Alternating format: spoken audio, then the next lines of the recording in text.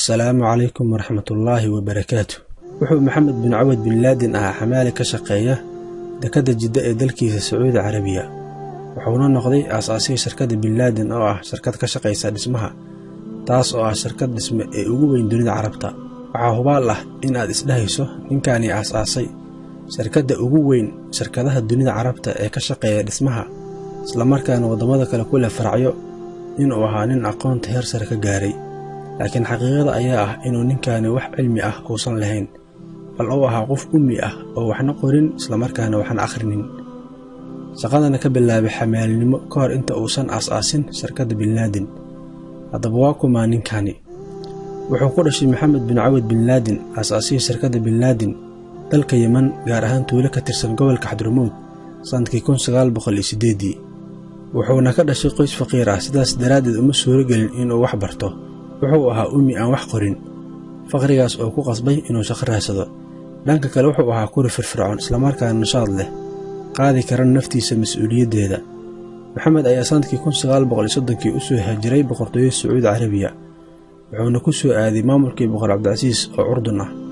isla markii uu soo galay Sacuudi Carabiya wuxuu halgan adag la galay nolosha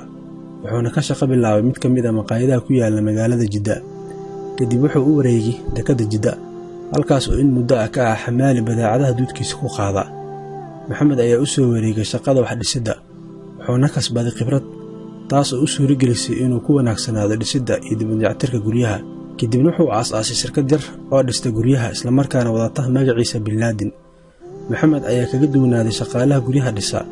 farsamo lagu magacaabo bujaac taas oo ah in guriga la dayactirayo iyadoo la ilaalinayo naqshadiisa hore ee qadiimka ah maxamed ayaa ku caan baxay naqshada lagu magacaabo bujaac waxaan loogu magac daray macallin maxamed markii uu noqday maxamed nin ku fiican xirfadda dhismaha isla markaana caan ka ah Xijaas ayuu u safray Najdi oo dhacda bariga Sacuudiga wuxuuna ka mid noqday shaqaalaha shirkadda Aramco qaybteeda dhismaha wuxuuna gaaray guulo dhaxalgal ah taas oo ka dhigtay maxamed nin caan ka ah guud ahaan gobolada dalkiisa Sacuudi Carabiya waxaana maxamed u yaaray wasiirka maaliyadda Cabdullaahi Suleymaan ka oo maxamed ka codsaday inuu ku laabto Xijaas halkaana ka wada dhismaha wadanka iyo dib-u-dayactirka guryaha maxamed iyo wasiir Cabdullaahi ayaa saaxiibo noqday taas oo keentay in maxamed iyo boqor Cabdilcasiis isku soo dhawaadaan isla markaana isfahmaan kadibna maxamed lagu amro inuu dhiso wadooyinka isku xira magaalooyinka dalka iyo qaar ka mid ah qasriyada boqortooyada maxamed ayaa ku guuleystay dhammaan wixii uu dhisay asigoo waliba u sameeyay hawshaasi si qurux badan boqor Cabdilcasiis ayaa aad ugu qancay hawsha uu maxamed qabtay wuxuuna ku amaanay inuu yahay maxamed nin aamin ah khibrad sarana leh isla markaana ah nin oofiya ballamaha